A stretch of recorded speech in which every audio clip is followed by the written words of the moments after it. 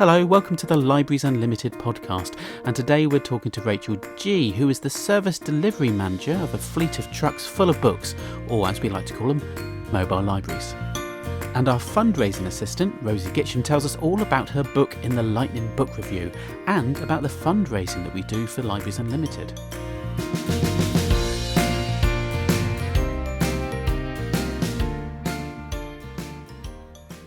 Hi Callum, how are you? I'm very good, Lee. Back in Exeter Library, but I see you're not at St Thomas. Where are you at the moment? I'm at home. We're doing kind of a half and half thing at the moment. We can only fit 2 people in our branch, and there's 3 of us on any given day. Right. So one of us has to stay at home for half a day and work from home, which is okay. It works all right. It's fine. Yeah, not too bad. Not too bad. Yeah, not too bad. What did you get up to at the weekend? Wow, what did I do? I did some walking. That's always good, isn't it? Because obviously we're trying to get our step count up for our area. Oh yeah.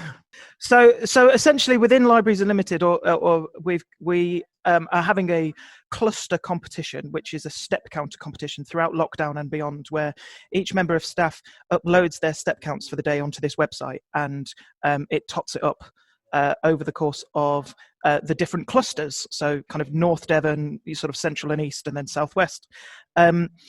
My centre manager, I talk about her a lot on this, but Emily takes it extremely seriously. We get very threatening emails, and actually don't say that, but she's all right. That basically say upload your step count, or there'll be hell to pay. But last time I checked, it was North Devon and Barnstaple that were, that sort of area that were winning. So the theme for today's episode is the mobile libraries. Mobile libraries. We talk about libraries a lot, but we tend to you and I, we tend to talk about buildings. But we have a fleet, an on-the-road fleet of 4 lorries that sort of go to hundreds and hundreds of stops around the county. And we've got a good episode today talking with Rachel G, the person who is right at the top of the chain on that. She looks after all of those and make sure the books gets out to the people, which I think is really interesting. Callum, have you ever been on a mobile library, either worked or kind of taken a book out or not? No, I've never been on a mobile library. Never really needed to. I've always been kind of like a city. I've always lived in a city, so I've never had one. But this is the whole point of them. Exactly. It's incredible the kind of the range that they get. And the amount of all the little tiny little villages and little nooks and crannies of Devon that aren't quite big enough for a library. There are 54 libraries, Devon and Torbay, but so that's not nothing. But there are hundreds of mobile library stops, which I think is quite incredible. But and then when you add those mobile library stops, because some of them could be half an hour, some of them could be an hour and a half, depending on how many people get on.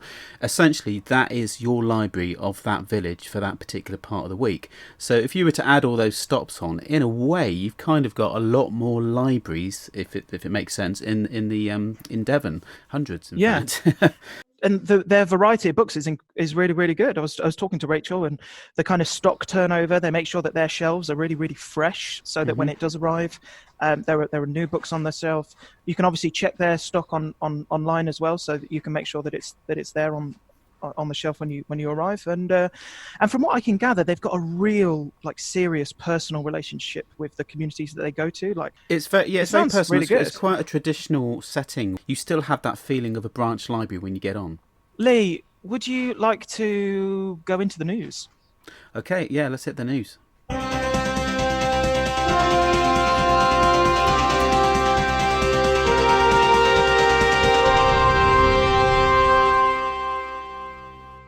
Got 2 big bits of news for you this week, Lee, and I'm sure you're very aware of both. The first, Click and Collect. Oh, yes. It launched on Monday, the 6th of July. It's been going great at Exeter Library. We've given away loads of books at our door. How about you at St Thomas? Yeah, St Thomas has been really good. And Pinho, we started out with Pinho as well, and we got a great response. I mean, we got a good response. It's starting to go outwards. I think on Facebook, if you check out your local area, Facebook media, local area, that sort of thing, you will probably find that the libraries are telling you exactly how this works. But it's pretty simple if you have a computer. It's even simpler if you don't. Weirdly, you can just give us a call and say, have you got any books on, I don't know, Daniel Steele or Andy McNabb or whatever, and we can literally go over to our shelves, find that book, give you a call and say, right, here we go, here's your slot time, just like, other retail outlets that you might have heard of. Just get a slot time and pop in, give you 10 minutes, take your book, and off you go. And there's even a return area as well. So, and every library's slightly different. So if you want to know exactly how it works, give them a call to sort it out. Yeah. But how many people have you had then? Because it was our first day yesterday. Lee, I don't know. I wasn't here yesterday. I've only just arrived. To be honest, I don't know how many people we had yesterday. All I know is that it was really popular. I walked in to see about 20-ish bags all set up for today and for the week. So, but as soon as I got in here, I took I don't know, the phone's been going off, every 5 minutes with somebody with a request. I've even got like a couple of sort of in progress requests on my desk at the moment, so it's going really, really, really well. Yeah, I mean, the important thing to remember is this a time sensitive service really, because eventually doors will be opening, but there are some smaller libraries that will be carrying on. So, for instance, Pinho, the click and collect, I would imagine is going to be there for maybe a month or 2 months even. Who knows? Yeah. So Exeter Library are talking about keeping it going as well. Keeping it going, exactly. And St Thomas will keep it going, but we'll also have our doors open sometime in mid-July on a one-in, one-out basis sort of thing. So yeah, it's a very slow road to opening properly, but actually it's a really great service. I tell you what, I really loved it yesterday at Pinho.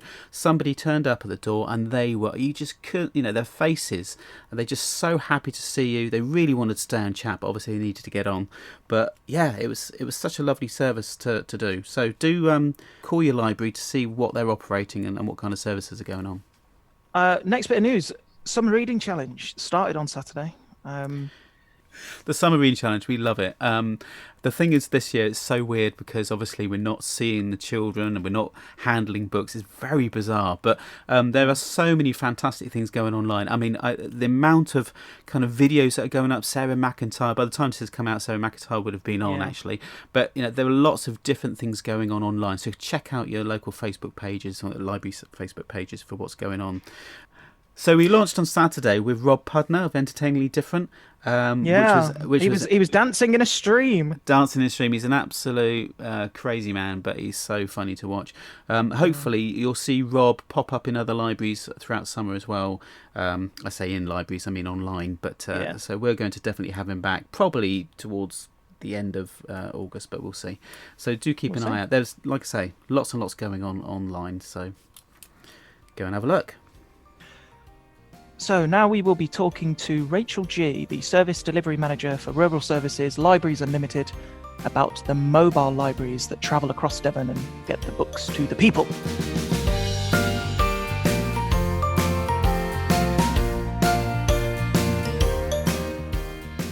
Hi Rachel, how are you? I'm great, Lee. How are you doing today? Yeah, fine, thanks very much. You look like you're in a very cosy room. I can see pictures behind you. Can you describe those pictures for me? Here we've got Ivy Bridge Mobile Library, and it's parked here in Nossmayo in this photo. And then I've got various pictures here of customers and a Devon traffic jams. That's a flock of sheep that one of the drivers met one day and couldn't get to their stop on time. Here's some cream cakes that the drivers got brought when they were in Parkham. And so on. So. I'm so glad you described those, because obviously this is a podcast, so you could have just said, oh yeah, that's that and that's that. But actually describing the flock of sheep and things like that, it's quite memorable of a classic mobile library, actually. The traditional mobile library in a countryside, you would imagine being stopped by simple farm animals. I remember seeing a series called Sorry years and years and years ago with Ronnie Corbett, and he was in a mobile library as well. Do you remember that? I don't remember him being in a mobile library, but I do remember it. And he had an overbearing mother, didn't he? He did, yes. Language Timothy and all that. Yeah. I mean, the mobile library is a really traditional service.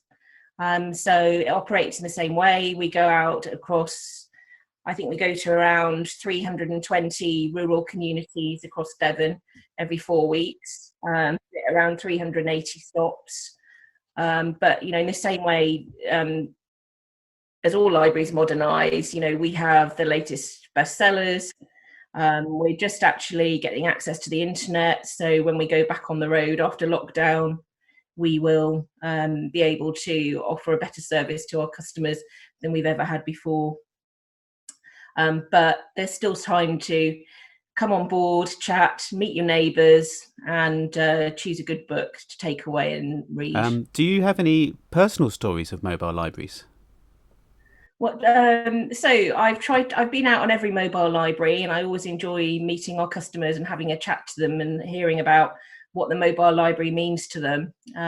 We've also did a really big survey a couple of years ago where people rated the mobile library as vital to their lives, because as we know, living in Devon, we know how much life has changed here over the 30 years, and often the village shop has closed down, the village pub has closed down, there's no post office, and the mobile library can often be the only service that comes into that village.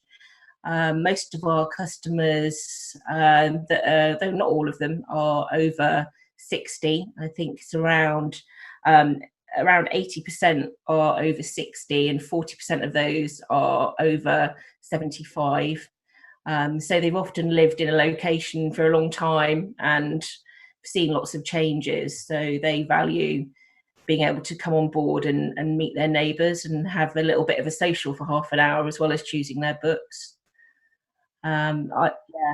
It's just always leaves you with a warm, fuzzy feeling when you have a day out on the mobile. So how many mobile libraries have we out there at the moment?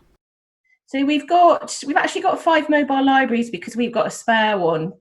So we have mobile. The main ones are based in Exmouth, Ivybridge, Torrington, and Tiverton, and they cover the whole county. And then our spare vehicles kept in Honiton.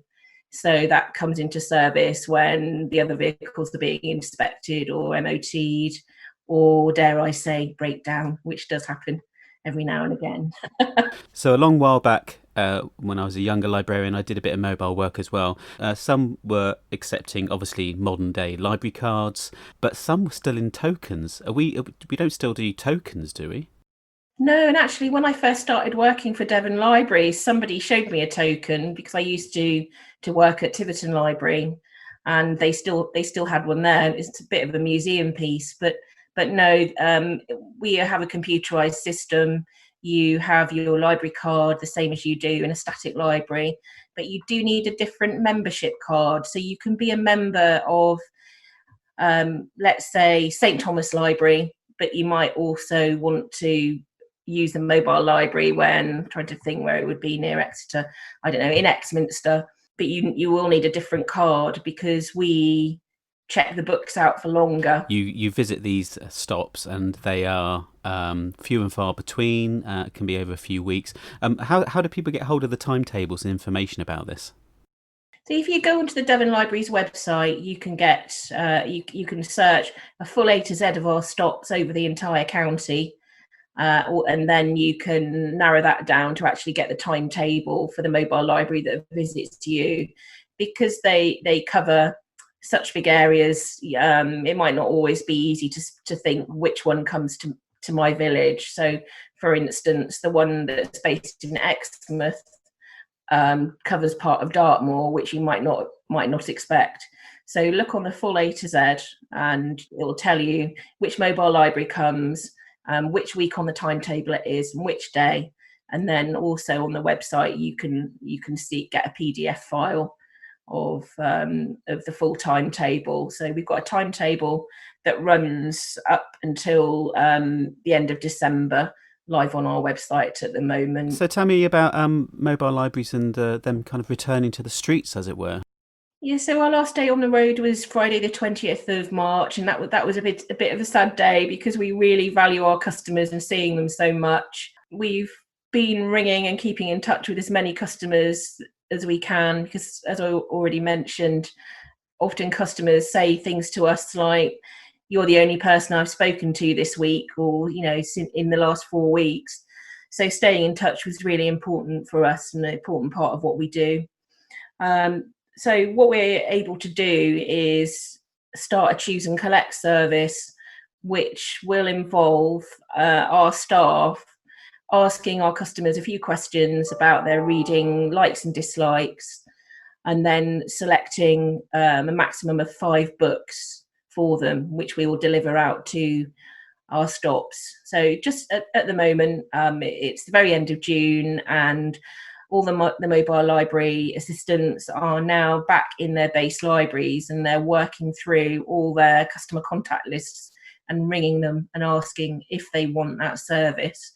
So they'll be back on the road from the 13th of July, which is week 1 of our timetable. And we'll take it from there. Due to social distancing rules, unfortunately, we just can't let anybody on the mobile library at the moment. So the books or audio books will be bagged up, already checked out to the customer. So there doesn't need to be any contact. And, as I've mentioned, a lot of our customers are of a certain age, so that's quite important for us to make sure they're kept safe. And they'll just be able to collect a bag of books and return what they've got by just simply putting them into a skip. What I'd like to say as well is we would really welcome new customers at this time. So if people want to receive a delivery from the Choose and Collect mobile library service, they need to get in touch with the base library, and the details are on our website. So if you go onto the Devon Mobile Libraries page of Devon Libraries, or go onto our Facebook page, you'll be able to find details of how to do that. Just give us a week's notice. So imagine then when the library actually turns up, and you've got the books bagged, practically speaking, how do they actually get that to the customer? Is it left outside the van, or do they put it on the steps, or how would that actually work? So what we've got, there's a few steps into the mobile library. So we'll have a hand sanitizer station outside. We'll ask customers to just clean their hands before they touch the handrails to come up a couple of steps. Each mobile library is different. Some vehicles it might be 1 steps, others it might be 2. Then there's a table across the entrance. We'll leave the bags on top of the table with their names on, and there'll be a skip underneath the table, so people can just simply pop their returns under the table and then pick the bag up and then go, come back off the mobile library and go away and get reading. So we will ask people to follow social distancing guidelines while they're queuing outside. Our busiest stop altogether is in the Heartland Peninsula at Wolseley. We have just over 30 people get on the mobile library in 1 hour, and we've recently extended the length of time we were there. That used to be within 30 minutes, but we've managed to pull a bit of time out of the timetable to give the customers a better experience and give them longer to get on the vehicle normally. But we couldn't, when you've got lots of people to manage as well, and you've got a very tight timetable to keep to, we just couldn't do it. Hopefully it won't be too long before lockdown eases further, and we can look again at how we're offering the service. But it's just simply not possible to let people on to browse at the moment. It sounds like you're doing all you can, though. And I'm so glad it's coming back. Just to say, we also in the past, when I used to go on the mobile libraries, we also had lots of children on at certain times of the day. Does that still happen now? So we do go to park outside some schools and nurseries, and they do come on, but at the moment we won't be offering a Choose and Collect service to them. But we also do have lots of families with children under 5 that use the library, and we also support homeschooling as well, so in normal times. So we'll have children of different ages come onto the mobile library. We go out, our timetable works Monday to Saturday in the daytime. Our last stop, we're usually back in base for 5:30 in the evening, but our busiest stops are on Saturdays. I'm just trying to remember where we go on Saturdays. Definitely Dunkeswell, Hemyock, Bradninch, and then I'm forgetting. There's a lot of stops to remember. Those are busy stops for children. Yeah, a lot of stops to remember. I bore my husband when we're going out on day trips. When we're going through all these villages, I'm saying, "Oh, the mobile library stops here. Oh, we go here," and he's thinking, "Oh, she's talking about mobile libraries again." Oh, the library bore, yeah. I do remember going to one of those villages. I won't say which, but the author. Some people might remember the author Emma Blair, who is a bit more kind of historical romance stuff. And spoiler alert, is a man. And he popped on the mobile library because he lived in Devon. We also had a stop where a lady would always come out with a cup of tea and a slice of cake, which I absolutely adored. I must say, if I have to move on from a job, I'd love to be a mobile library driver. It just is a great job, and you get to see so many fantastic people. Were you driving the mobile library, or was it when there was two? It's when there were two staff on there. We had Tony Lethbridge, who may be quite well known in certain circles in Exeter. That's where you got your stories from then, because I've heard many a story about Tony, though I haven't met him. But whenever all our staff get together, Tony's name and a story linked to Tony often gets mentioned. One day we're going to have, which I can't really. I think one day we're going to have to do a full podcast just on Tony alone, because it'll be fascinating. The only other story I will tell is when we took a corner very sharply. And obviously, you can imagine where the books went. They were all over the place, and it was Muggins here that had to go and put them back in order again. But I think the shelving units are much better than they used to be. I can tell you, when in my younger days, when I was a library assistant, I worked for Gwent and then Monmouthshire Libraries, and every other Wednesday I used to work as the assistant on the mobile library up and down the Wye Valley, which is absolutely a beautiful, lovely thing to do. So. At our last stop of the day, one of the customers used to bring me some sloe gin. But yeah, I've had that experience where we were using the tickets, the little brown sort of envelopes, and each book had a piece of cardboard with the name of the book and a code on it. You used to file them in, and then in the mobile library, you'd have a different part of a tray for each day. Well, I'm pretty sure it was me. I don't think I pushed them back.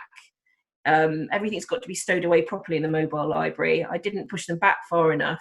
And we went round a sharp corner, down a hill, or hit a bump. And it was like confetti all over the mobile library. And I swear the driver, Tony, had tears in his eyes. I had to spend hours putting all the cards back in one long run, because obviously there was no way we had no idea what day all the books were due back, because it was all amazing. In a big mess. Brand issue. I remember those days well. So have you got anything else that you'd like to tell us about what's going on with our modern library service? Well, actually, we might be getting a new mobile library. We're just working on it at the moment to replace the oldest in our fleet. So watch this space. It will be new to us. It won't be brand new, but I'm hoping that it will be going down to the South Hams area. Each mobile library's got a name. That mobile library is called Gertie, named by Heidi, who is the mobile library assistant there. And Gertie is very old and decrepit.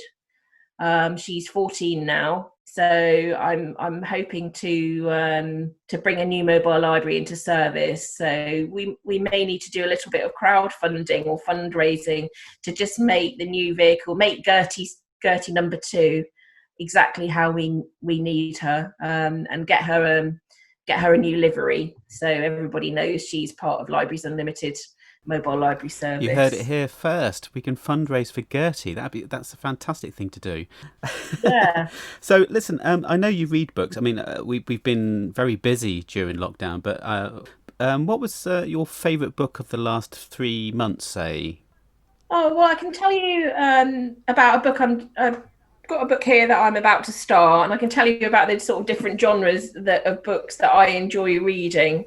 So I really like total escapist, humorous, light-hearted reads. That's just what I like. I think life's serious enough. I don't want to read about crime or thrillers, or I don't want anything that's going to put my blood pressure up further. I've got the mobile library assistants to do that for me. So yeah, I like books by people like Carol Matthews and Katie Ford. They've got to be set either at the seaside or in the countryside, and there's usually a little bit of romance and a bit of humour in them. So that's what I go for. And also something that when I fall asleep at night, I wake up in the morning with my face in the book, or I've lost my place. It doesn't take me that long to find out where I was up to. It's lucky that we live in a day and age where the print on the paper doesn't actually come off on your face, isn't it? Yes, it is. Well, with the mobile libraries then, Rachel, I think you're doing a fantastic job, and the whole fleet is always in my heart. I just want it to carry on forever, and I hope it does. One last thing about finding out about the mobile library then. So they can go to devonlibraries.org.uk and... But yeah, so it's just on the Devon Libraries website. We've also got a Facebook page where we love to share photos of where we get to and people that come on board. We've always got a series. We get quite a lot of dogs that come on board with their owners. So we always like to take a photo of them. You probably can't see, but this is Ollie, who's a Labrador, I think, looking cute there. So follow our Facebook page for that, and it's just facebook.com/Devon Mobile Libraries. And we also do Twitter as well. So our Twitter handle is at Devon Mobile Libs, LIBS, because libraries was too many letters. So we're Devon Mobile Libs. Any pictures of dogs and cats on mobile libraries, that's always going to be a winner, isn't it? Let's face it. And do you know what? I when you mentioned Gertie being 14 and a bit decrepit, I was thinking maybe mobile libraries have the same years as dog years. I know. I mean, that's our dream, to sort of just keep going and replace our fleet and keep serving all our customers. And we're looking forward to seeing you all in a few weeks, if any of you are watching. That's brilliant. Thank you so much, Rachel. Good to see you again. Bye. It's time for the Lightning Review. Today we have a very special guest. We have the fundraising assistant for Libraries Unlimited, a good friend of mine. We have Rosie Gitsham. Welcome to the podcast, Rosie. Hello, Callum. Good to be here. Good. Well, it's good to have you. We have had a wide variety of people do our podcasts. We've had library assistants, we've had managers, we've had HR manager. We had Beth Reynolds on here, but now it's good to hear what's going on in terms of Libraries Unlimited fundraising. How has the last couple of months in lockdown been for you, Rosie? It's been different, I think. So our libraries really embraced the 2.6 challenge that happened in April. So we raised £1,000 in that way. Obviously, our donation boxes can't be used at the moment because our buildings aren't open. So it's been different, and trying to boost our online donations and ways you can change how you shop and make a donation at the same time. So, very different. Yeah, it's because working on the front line, sometimes people don't quite necessarily realise that we are a charity. Libraries Unlimited is a charity. They sort of still hold on to this idea that we are part of the council. Do you find that your job as fundraising assistant is easy because we're a charity, or do you find that the fact that we used to be government kind of holds you back a bit? Do you find yourself kind of trying to correct people a lot? It's an interesting challenge, Callum, and that's kind of what drew me to the job. So libraries, not many of them are run as a charity, whether as a bigger charity like we are or just for an individual library.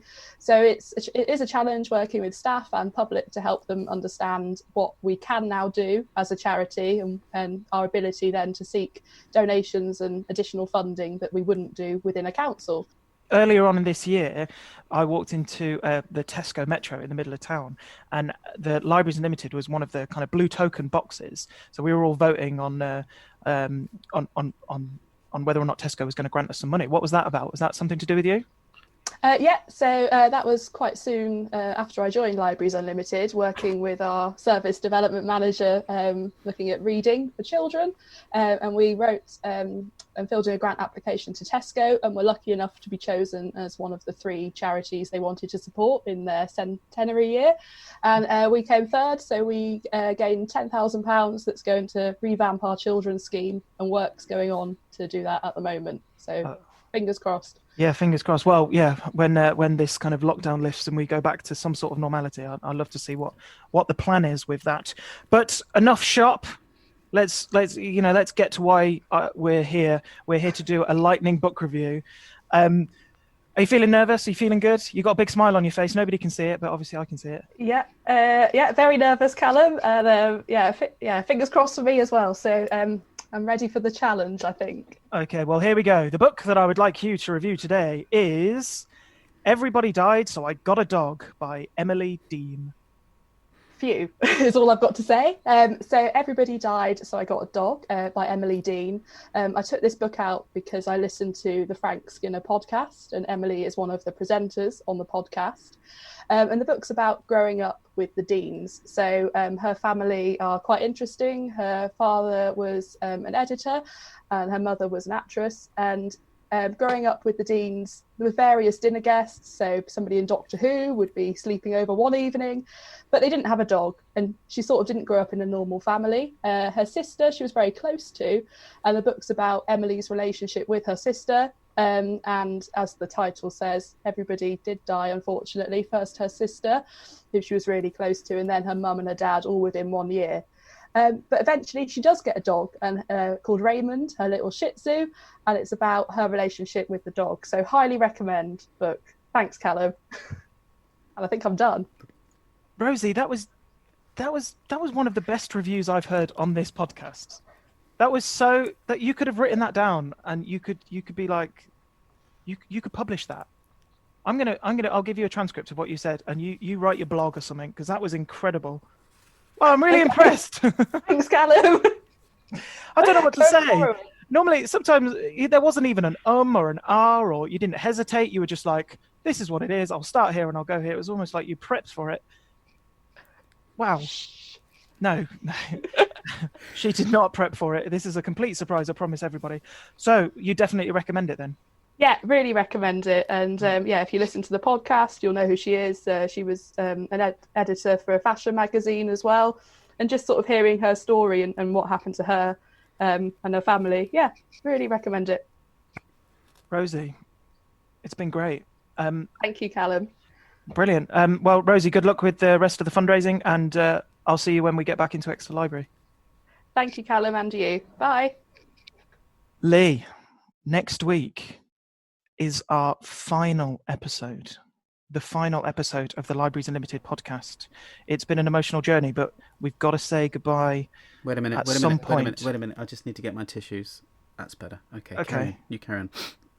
Okay. All right. Don't worry, Lee. I'm here for you. Anyway, next week, it'll be Lee and I debating, talking, arguing, conflicting about the future of libraries. What is the future of libraries? Is there a future for libraries? I'm really looking forward to it. It's going to be the last episode of the series. Yeah. I'm so going to miss it that I think that occasionally we need to bring this back. We've got time that we can do this. We could probably make it once every couple of months, or like I don't know. There must be something we can do. We can't just end it, Absolutely. Surely. We can't just end it. But no. We'll have to see how it all pans out, Lee. We'll have to see. Listen, let's not get ahead of ourselves with the goodbyes. We've still got one more episode left. I will see you next week. I hope you have a good one. Yeah. Take care, Callum. Bye.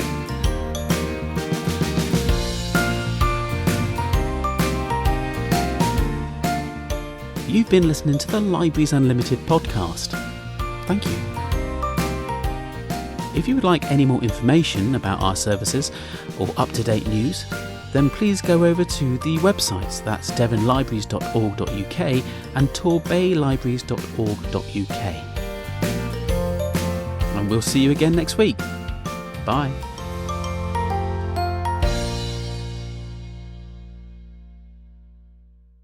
Keeping it mobile. That's the name of this episode. Keeping it mobile. Keeping it mobile. Keeping it mobile. Da-da-da-da-da-da.